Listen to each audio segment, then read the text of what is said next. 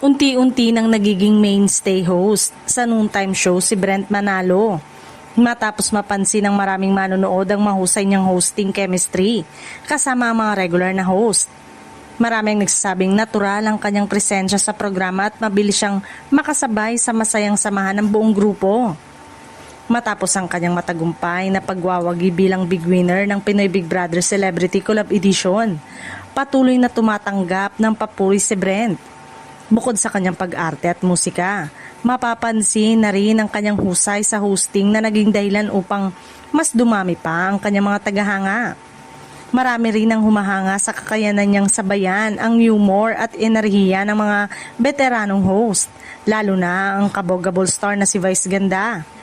Ayon sa mga netizen, hindi siya nagmumukhang baguhan at mahusay niyang inaiaambag ang kanyang sariling personalidad sa programa.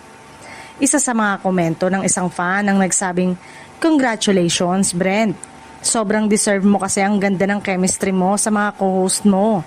Nasasabayan mo rin ang humor ni na Meme at ng iba." May isa namang netizen na nagpahayag ng paghanga sa pagiging versatile ni Brent.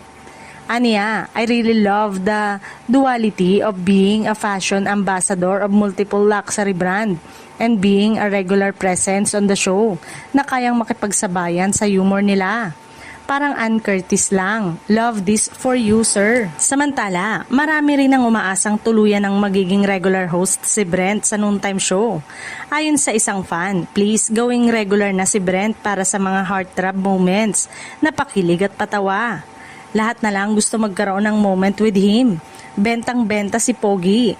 Dahil dito, mas lalong lumalakas ang panawagan ng kanyang mga tagahanga na mas madalas pa siyang mapanood sa programa.